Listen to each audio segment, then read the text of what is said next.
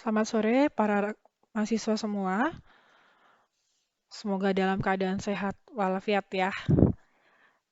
Hari ini kita mau mulai perkuliahan kita yang ke-9 untuk mata kuliah etika profesi yang berkaitan dengan etika, profesi, dan profesionalisme lulusan manajemen rekayasa bagian kedua. Nah, sebelum kita UTS kemarin, kita sudah membahas di dua hal dari profil lulusan manajemen rekayasa. Nah, untuk pertemuan ke-9 dan sampai dengan pertemuan ke-11, mahasiswa dapat mampu memetakan penerapan etika profesi, profesionalisme, kode etik khusus untuk profil lulusan manajemen rekayasa dengan profil lulusan merekayasa rantai pasok atau supply chain, engineer, penyelia proyek, project supervisor, technical function engineer. Nah, sedikit saya akan mengulik tentang profil lulusan manajemen rekayasa. Kita punya ada 5, yaitu Business Development Engineer, Market Engineer yang sudah dibahas sama Bu Santi. Nah, yang akan kita bahas adalah Supply Chain Engineer, Project Supervisor, dan Technical Function Engineer. Nah, ini semua sudah ada di dalam kurikulum 2019 terkait tentang job title dan deskripsi mengenai 3 profil lulusan ini. Contohnya adalah misalnya perekayasa rantai pasokan. Adalah bagaimana seorang lulusan itu mampu menganalisis fakta, kemudian merancang dengan baik sehingga pekerjaan tersebut bisa berjalan dengan lancar. Begitu juga misalnya technical function engineer yang berkaitan dengan bagaimana dia mengidentifikasi kebutuhan dan kemudian menuangkannya dalam bentuk operasional. Contohnya misalnya mendesain, memproduksi barang dan jasa, kemudian bertujuan untuk memenuhi tujuan operasionalnya, sampai dengan yang namanya correction atau improvement. Nah, ini saya capture dari infografis beberapa kelompok terkait dengan job title dan lowongan yang tersedia ketika kita bicara tentang 3 profil lulusan tadi. Contohnya aja, misalnya procurement engineering. Ada beberapa job description yang harus dipenuhi. Menganalisa, mengembangkan strategi pada saat pembelian, dan lain-lain. Logistik engineering, mengamati sampai dengan menganalisis informasi. Kemudian inventory control, bagaimana dia menanggapi pertanyaan sales atau penjualannya, kemudian bagaimana mempersiapkan, menganalisa laporan inventaris, keuangan, dan lain-lainnya. Nah, di sini kita bisa lihat job desk masing-masing dari profil lulusan atau job title-nya. Nah, apa saja yang kita harus perlukan ketika kita bisa memenuhi job description tersebut? Salah satunya adalah mengenai kode etik, bagaimana cara kita membuat yang namanya harga. Kemudian misalnya cara kita memberikan informasi. Kemudian cara kita mengawasi sumber daya. Nah, ini tertuang dalam kode etik masing-masing profesi. Begitu juga ketika bicara tentang profil lulusan project supervisor yang mencakup tentang project koordinator, program koordinator, project controller. Di situ ada responsible masing-masing dari job title tersebut dan bagaimana kita caranya untuk melakukannya berdasarkan kode etik nanti kita akan bahas di pertemuan selanjutnya. Nah, yang terakhir misalnya tentang functional engineer yang misalnya bicara tentang production engineering, quality engineering, dan production planning and inventory control engineer. Nah, di sini kita bisa lihat kemampuan dari masing-masing job title. Dan di sini kita harus punya skill, bagaimana kita merancang, bagaimana kita mengontrol, bagaimana kita mengendalikan proses produksi. Dan di dalamnya adalah tertuang kode etik masing-masing dari profesi tersebut. Nah, secara umum, ketiga profil lulusan bagian kedua ini berhubungan dengan banyak kode etik. Di antaranya adalah etika profesi dan etika engineering yang mencakup tentang desain, produksi, hak cipta yang akan kita bahas hari ini. Kemudian yang kedua adalah etika profesi bidang logistik. Kemudian yang ketiga adalah etika profesi bisnis manajemen proyek yang akan dibahas pada pertemuan 11. Nah, kita akan mulai dengan etika profesi bidang engineering pada file selanjutnya. Baik, kita masuk ke pembahasan mengenai etika profesi dan profesionalisme khusus tentang profesi engineering. Untuk sampai ke bagian apakah engineer itu adalah profesi, saya akan mengantar kalian semua membaca studi kasus berikut ini. Di tahun 1994, kalian tahu ada perusahaan Pentium adalah perusahaan besar yang membuat chip, prosesor. Di tahun itu mereka ada isu besar, isu tentang cacat kualitas mengenai chip. Dan ini dipublikasikan di jurnal perdagangan, kemudian The New York Times, dan surat kabar lainnya. Dinyatakan bahwa kalau komputer yang dilengkapi dengan chip tersebut tidak dapat melakukan operasi perkalian pembagian yang relatif sederhana dengan benar. Jadi ada missing misalnya, 1 tambah 1 harusnya 2, jadinya 3 gitu. 3 kali 3 harusnya 9, jadi 11 gitu. Itu isu di tahun 1994. Nah, namun pihak Intel itu menyangkal kalau masalah itu kecil, hanya dipengaruhi oleh aplikasi yang rumit dan kebanyakan orang nggak akan tahu kalau itu kesalahan atau masalah. Meskipun dia menyangkal, pihak Intel juga sudah mengetahui cacat itu dan memperbaikinya. Namun, akibat dari publisitas, dari informasi-informasi yang sudah dipublikasikan di New York Times dan surat kabar lainnya, masyarakat jadi tahu, masyarakat yang membeli komputer dengan prosesor Intel ada chipnya tersebut meminta supaya chipnya itu yang rusak itu diganti. Nah, mungkin karena keterkaitan dengan cost, dengan kerugian-kerugian yang lain, awalnya pihak Intel menolak untuk mengganti chip tersebut. Namun, karena situasi tersebut menjadikan bencana negatif bagi Intel, akhirnya Intel bersedia untuk mengganti chip yang rusak. Namun, dengan catatan konsumen meminta. Kalau konsumen nggak meminta, artinya ya sudah, tidak perlu diganti. Nah, kalau kita lihat dengan kasus tersebut, apakah Intel melakukan sesuatu yang tidak etis dengan kasus tersebut? Apa yang harus dilakukan kalau Anda sebagai insinyur kalau dihadapkan pada kasus seperti ini? Nah, mungkin ini akan kalian tulis di sebuah kertas untuk tugas yang pertama untuk menjawab 2 pertanyaan ini. Nah, pertanyaannya adalah selanjutnya. Apakah sebenarnya engineer itu adalah sebuah profesi?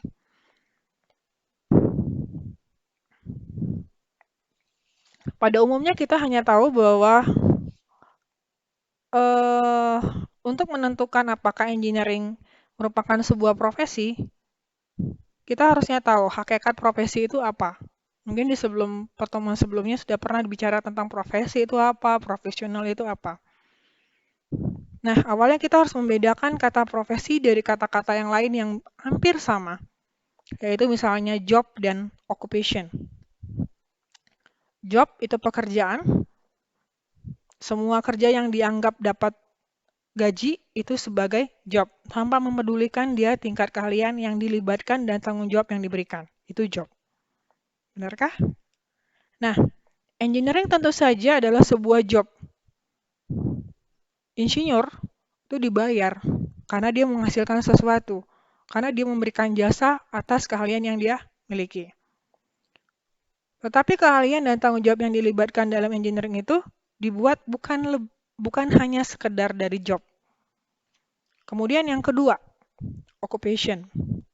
Sama dengan job, itu kata occupation itu sebenarnya mengimplikasikan bidang pekerjaan yang digeluti seseorang. Tujuannya adalah supaya seseorang itu bisa bertahan hidup. Nah, selanjutnya engineering juga merupakan bidang pekerjaan. Kemudian apakah bedanya antara job dan occupation dengan profesi? Nah, itu pertanyaan ketiga. Jadi saya akan kasih sudah 3 pertanyaan ya. 1 tadi bagaimana Sikap Intel itu etis atau tidak. Yang kedua tadi, bagaimana sikap Anda sebagai seorang insinyur menghadapi kasus Intel. Yang ketiga adalah, apa perbedaan antara kata job dan occupation dengan profesi. Nah, saya juga akan mengilustrasikan tentang yang namanya profesi. Kita pernah dengar kata atlet profesional. Atau ada orang yang bilang, saya ini adalah tukang kayu yang profesional. Kadang orang mengatakan bahwa yang namanya profesional itu digunakan untuk membedakan seorang praktisi dari seorang yang amatir yang tidak dibayar. Namun kasus yang kedua, kalau bicara tentang kata profesional, itu kadang digunakan untuk mengidentifikasikan tingkat keahlian lewat pengalaman. Jadi kamu berprofesional. Kenapa? Kamu profesional. Kenapa? Karena kamu punya keahlian, kamu punya keterampilan yang kamu asah lewat pengalamanmu. Nah, itu orang sering bilang itu profesional. Nah, kadang kedua kata tadi yang berbicara tentang profesional, tadi bicaranya tentang tingkat keahlian yang diperoleh dari pengalaman bertahun-tahun. Yang pertama, yang kedua misalnya seorang praktisi yang tidak dibayar, itu juga mungkin tidak bisa diterapkan di seorang insinyur atau engineer. Umumnya tidak ada insinyur yang amatiran, karena dia dilatih untuk menjadi profesional. Insinyur itu dibayar. Nah, kita harus tahu pada hakikatnya profesi itu punya atribut-atribut yang penting. Atribut yang pertama yang harus dimiliki dari seorang profesi yang memiliki seorang profesional adalah keterampilan ahli. Pekerjaan yang memerlukan keterampilan ahli, penggunaan penilaian dan penerapan kebijaksanaan. Nah, yang berhubungan dengan bidang pekerjaan yang dinilai setiap hari, contohnya misalnya ketika kita membuat sesuatu produk itu kita desain dengan keterampilan kita. Nah, banyak sketsa yang kita buat. Kita harus memilih mana desain atau sketsa yang cocok. Di situ harus ada yang namanya kebijaksanaan dan penilaian. Dari aspek-aspek mana kita akan mendesain suatu produk. Yang kedua adalah tentang pendidikan formal. Seseorang yang masuk dalam keanggotaan profesi perlu yang namanya pendidikan formal yang tinggi. Bukan hanya bicara tentang pelatihan praktis atau belajar lewat pengalaman. Jadi, orang itu harus punya yang namanya pendidikan formal. Kalau bicara tentang kata profesional. Yang ketiga adalah, publik itu harus tahu bahwa ketika bicara tentang profesional, harus ada yang namanya standar pengakuan. Standar pengakuan misalnya, bahwa memang benar-benar seorang yang memiliki profesi sebagai engineer, dia benar-benar menguasai yang namanya pekerjaan elektrikal, pekerjaan manufacturing, pekerjaan tentang supply chain, atau pekerjaan-pekerjaan tentang berhubungan dengan kualitas, yang di dalamnya terdapat standar pekerjaan terkait profesi engineeringnya. Yang terakhir adalah bicara tentang hasil yang baik dan signifikan yang dapat diperoleh publik dari praktek profesi. Jadi kalau kita bicara tentang misalnya seorang engineer yang bekerja di bidang konstruksi, dia akan membuktikan bahwa pekerjaan dia dalam membangun suatu gedung itu memberikan hasil yang baik, kualitas yang baik, gedung yang tahan lama, fondasi yang kuat, dan sebagainya yang terlihat dari hasilnya. Nah, selanjutnya adalah bagaimana membedakan antara itu engineering atau profesi lainnya. Nah, dari sini kita kelihatan jelas bahwa engineering adalah sebuah profesi. Kenapa? Dari 4 atribut ini. Nah, yang membedakan antara engineering dengan profesi lainnya. Coba kita lihat kalau misalnya profesi sebagai bidang hukum atau bidang kedokteran. Biasanya pengacara itu kerjanya sendiri, bisnisnya independen. Kemudian, kalau kasusnya berhubungan dengan dokter, lebih banyak lagi dokter yang bekerja untuk perusahaan besar ketimbang dengan praktek pribadi. Jadi dia bicara tentang seperti itu. Kemudian, dokter dengan insinyur itu berbedanya adalah insinyur biasanya tidak bekerja sendiri, tetapi lebih sering menjadi bagian dari perusahaan besar yang melibatkan banyak bidang pekerjaan yang berbeda. Dan dia terkait dengan bidang-bidang dan bekerja sama dengan bidang-bidang accounting, marketing, dan orang-orang lain, misalnya operator, dan sebagainya. Nah, di lain pihak perbedaannya antara profesi lainnya adalah pelatihan. Kalau seseorang dinyatakan sebagai engineer atau insinyur yang lulus dari jenjang pendidikan formal, yaitu sarjana selama 4 tahun, berbeda halnya ketika bicara tentang hukum dan kedokteran, di mana pelatihan dalam profesi ini baru dilakukan setelah lulus dari program S1. Jadi ketika sudah S1, mereka masih harus mendapatkan keahlian yang lain supaya dinyatakan sebagai orang yang di bagian pengacara atau sebagai seorang dokter. Nah, itulah perbedaannya antara engineering dengan profesi lainnya, contohnya sebagai pengacara atau dokter. Nah, menurut ABET, asosiasi yang berhubungan dengan akreditasi engineering dan teknologi, profesi engineer itu adalah profesi yang menerapkan ilmu pengetahuan, teknologi berbasis matematika, IPA, ilmu pengetahuan alam, kemudian yang diterapkan, yang diperoleh dari pendidikan, pengalaman, dan praktek-praktek yang sifatnya pengembangan sumber daya dan kesejahteraan manusia. Harus diperhatikan bahwa ada kata-kata kesejahteraan manusia, welfare di dalamnya. Ini yang digarisbawahi ketika bicara tentang profesi engineer. Nah, cakupan dari etika engineering itu, ketika bicara tentang etika tentang engineering adalah berbeda dengan sebuah profesi dari hukum dan kedokteran yang saya jelaskan tadi. Sifatnya itu berupa pendidikan tinggi, kemudian ada masalah ketika bicara tentang etika engineer. Bahwa masyarakat tuh sering kurang tahu apa sih yang dikerjakan seorang engineer. Nah, berhubungan dengan itu, ada juga kesulitan bahwa ketika kita seorang engineer, kita kurang paham tentang yang namanya hak, kewajiban, dan tanggung jawab dari seorang engineer. Nah, ini adalah prinsip etika engineer. Prinsip etika engineer itu saling beririsan. Tadi bicara tentang, menurut ABET, isinya adalah kesejahteraan masyarakat. Contoh kalau kita bicara tentang bagaimana mendesain produk. Engineer itu harus memikirkan ketika produk itu dibuat, harus ada kandungan kesehatan, keselamatan, dan kesejahteraan masyarakat.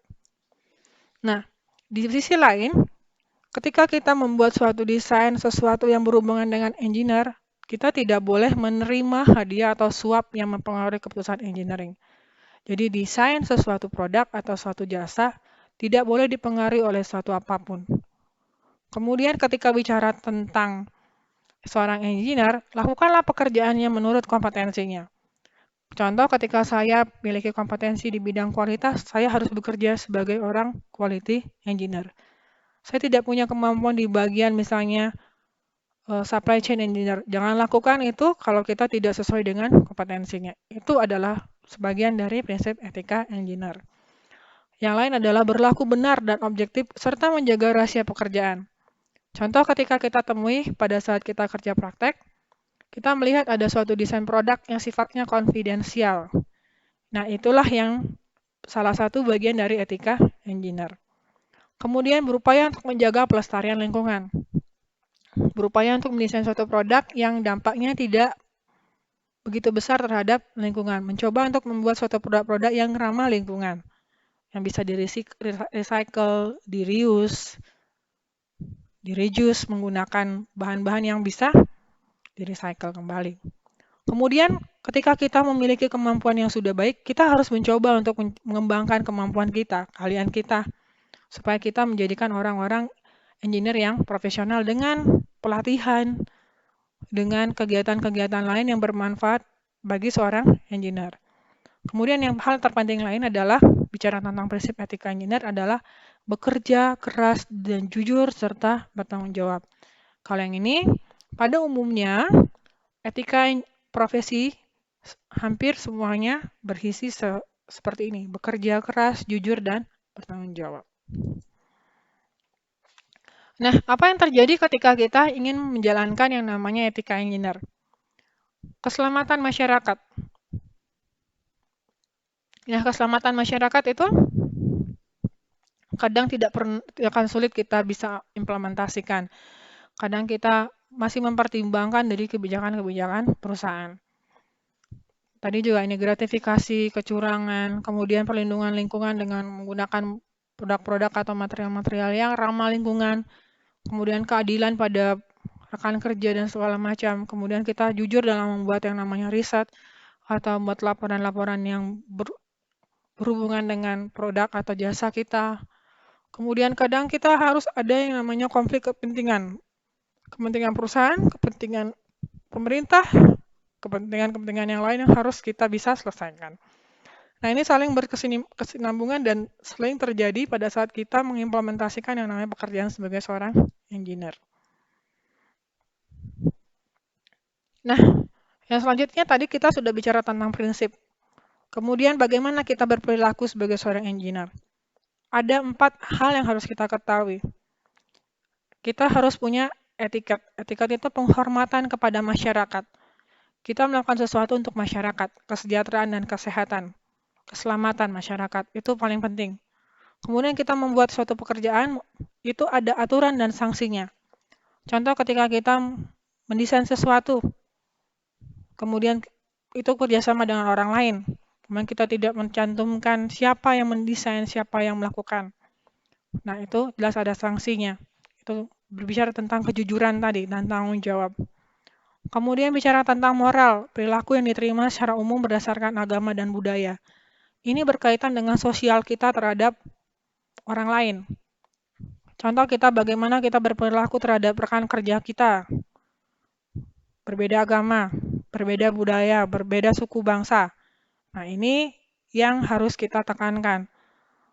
Kemudian yang keempat adalah tentang etika, yang merupakan gambaran keseluruhan dari etiket, hukum, dan moral. Jadi keempat dasar perilaku engineer ini layaknya adalah diterapkan pada saat kita bekerja. Bagaimana caranya kita menghormati orang lain, masyarakat sebagai pengguna, bagaimana kita menjalankan dan mentaati hukum yang berlaku ketika kita bicara tentang pekerjaan kita, bagaimana kita berrelasi, berinteraksi dengan orang lain secara moral, dan bagaimana kita mengimplementasikan etiket, hukum, dan moral sebagai suatu etika. Nah, yang pertama tadi penjelasan tentang dasar perilaku engineer melalui etiket. Bagaimana kita bersopan santun, berinteraksi dengan sesama. Contohnya ya, adalah kemudian contoh yang kedua adalah tata cara kita makan, posisi duduk. Nah, itu juga bicara tentang etiket. Bagaimana kita menghargai sesama kita, sesama engineer, sesama satu profesi. Nah, itu ada di dalam etiket. Hukum. Untuk penjelasan mengenai dasar perilaku hukum adalah bagaimana kita membuat sesuatu, menyusun sesuatu itu berdasarkan kesepakatan yang dicapai bersama. Misalnya, kalau kita membuat suatu produk, contoh untuk corona misalnya. Corona itu membutuhkan suatu alat disinfektan yang bisa dipakai oleh semua orang. Nah, itu disusun sebagai kesepakatan orang bersama. Kemudian kita harus menyadari kalau kita membuat sesuatu yang tidak sesuai dengan kesepakatan bersama, yang melibatkan orang lain, yang impact-nya ke orang lain, dampaknya akan melanggar hukum. Nah, semua orang punya kedudukan yang sama bicara tentang hukum, punya hak yang sama, dan diatur dalam hukum dan konstitusi. Nah, ini kita harus tahu bahwa seorang yang berprofesi sebagai engineer itu adalah seseorang yang benar-benar tahu akan artinya hukum. Nah, yang ketiga adalah pemahaman tentang dasar perilaku engineer dilihat dari moral. Moral itu menyangkut tentang bagaimana kita membedakan yang namanya perilaku yang salah dan perilaku yang benar. Kemudian moral itu berhubungan dengan sosial. Bagaimana kita berbicara tentang menghargai orang lain, menghargai hidup orang lain, menghargai keyakinan orang lain yang intinya berhubungan dengan sesama kita, dengan orang lain. Nah, di sini adalah norma yang diperlukan, norma masing-masing orang. Ini kembali kepada personal individu engineer itu sendiri. Nah, untuk etika, etika itu adalah tadi penggambaran semua kegiatan tadi dari etiket, hukum, dan moral. Nah, tindak etika yang kita tahu adalah moral dari segala tindakan dan tingkah laku manusia, dan etika profesi itu mengarah pada tindakan yang secara profesional. Kebanyakan masyarakat harusnya punya profesi yang memiliki kode etik. Begitu juga kode etik sebagai seorang engineer.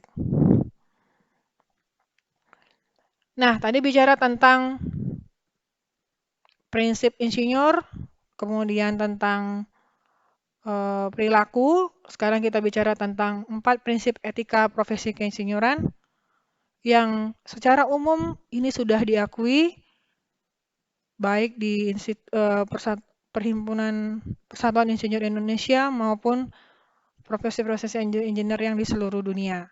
Jadi 4 ini termaktub dan tertuang dalam profesi etika profesi keinsinyuran. Yang pertama itu bahwa seorang yang memiliki profesi seorang sebagai insinyur harusnya punya pengetahuan dan keterampilan karena inilah adalah dasar dari atribut seorang yang memiliki profesi seperti yang saya jelaskan pertama tadi.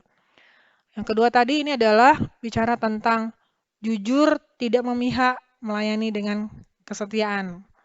Kemudian berjuang untuk meningkatkan kompetensi tadi. Ini sama ya dengan yang tadi, kemudian mendukung profesi dan teknik masyarakat dari disiplin ilmu. Jadi kalau kita masuk dalam satu profesi, kita harus sama-sama mendukung rekan kerja kita yang memiliki profesi yang sama untuk meningkatkan kompetensi kita. Nah, ini saya bilang tadi, di Indonesia itu ada Persatuan Insinyur Indonesia. Dalam Persatuan Insinyur Indonesia juga membangun yang namanya etika keinsinyuran yang disebut dengan Catur Karsa Sapta Dharma Insinyur Indonesia. Yang intinya hampir sama dengan yang tadi, mengutamakan keluhuran budi. Keluhuran budi dinyatakan dengan tadi prinsip moral. Kemudian menggunakan pengetahuan dan kemampuan untuk kepentingan dan kesejahteraan umat manusia. Perlu digarisbawahi, ada kesejahteraan umat manusia tujuannya. Kemudian bekerja secara sungguh-sungguh untuk kepentingan masyarakat. Jadi etiket, hukum, dan moral itu ada di dalamnya. Dan bekerja secara tanggung jawab sesuai dengan tugasnya. Nah, untuk meningkatkan semua itu kita perlu yang namanya peningkatan kompetensi dengan pelatihan-pelatihan yang terkait dengan pekerjaan kita. Dan akhirnya kita mendapatkan sesuatu yang lebih baik dari kalian profesional keinsinyuran yang sudah kita miliki.